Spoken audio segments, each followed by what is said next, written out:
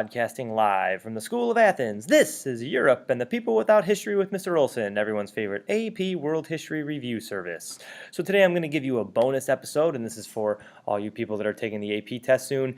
And on this episode, we are going to talk about the 12 tables of world history as provided by me, your Buddha, Mr. Olson. So here we go. Table 1. The plow.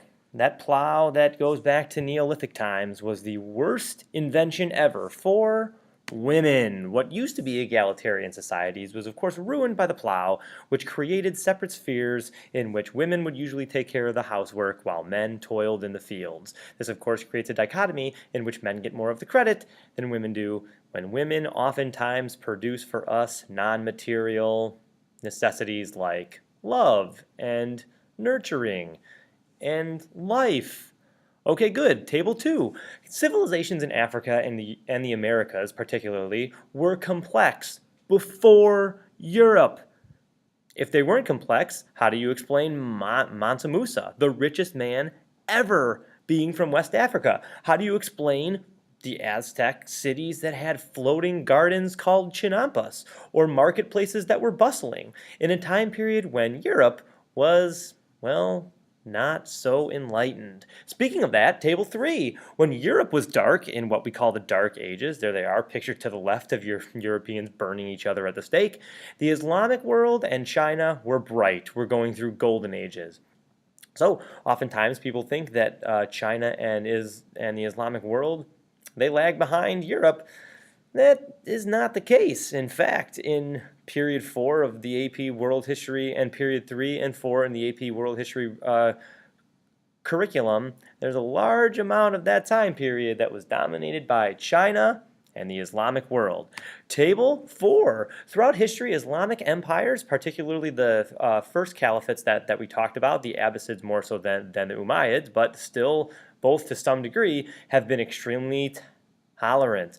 So tolerant, in fact, that slaves in these caliphates were allowed to be freed if they converted to Islam. Now, I realize that that's not necessarily tolerant to other religions other than Islam, but that's sure tolerant of, not having slavery.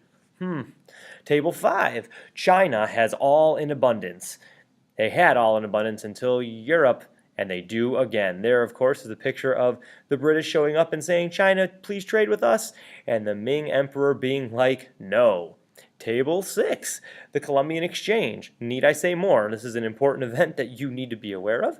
It also provided the nutritional necessities that allowed for a population boom in Europe. Without those New World foods, the Old World probably would have, sluggishly continued with sort of tabled population rates because their food sucks. Table 7. The Mongols are the exception. No more awesome of a topic to write about than the Mongols, and they are an exception for the following reasons. They were nomads that built cities. They were a nomadic, in quotes, civilization. They were not modeled too closely off the Persians, much like all other empires. They ruled China as outsiders. They conquered Central Asia, including Afghanistan. They offered religious freedom. They spread Islam, not through the sword, but by conversion and inclusion. They conquered Baghdad.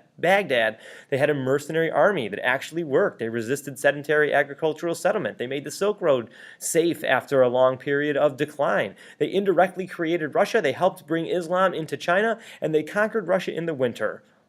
All things that make them unique and awesome. Table 8. Whatever Europe has done, other places have done it better, except for exploit, kill, destroy, and colonize. So whenever Europe boasts about just how awesome they are, like say when they talk about their beautiful and wonderful explorers like Christopher Columbus and Bartolomeo Diaz, might I remind you, Zheng He was better than all of them.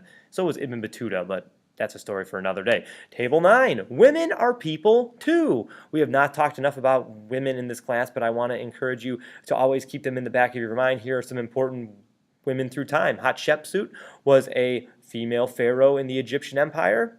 Don't hear about them very often. Perpetua was probably one of the most important martyrs in the history of Christianity. Not more important than Jesus, but you get my point. Mary Wollstonecraft was an Enlightenment thinker that challenged all the other Enlightenment thinkers of the time, like John Locke and Rousseau and Montesquieu, who forgot about women being people. They are. Table 10. Indian Ocean trade routes, well, they were probably more important in the grand scheme of history than the Silk Road was. While the Silk Road led to the diffusion of Buddhism, Indian Ocean trade routes diffused Buddhism, Hinduism, and Islam, which is what makes Indonesia the world's largest Muslim country by population. So those Indian Ocean trade networks, don't forget about them. They are important, and do not forget about their monsoon winds.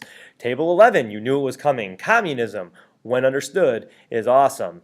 While it did lead to some killing, some places, communism is not the idea that leads to that killing. There are a bunch of other contextual forces that leads to it. Communism, on the other hand, increased literacy rates, increased life expectancies, increased equality, especially for women. Communism, awesome. And table 12, the penultimate table of them all. When in doubt, after period 4 especially, blame Britain.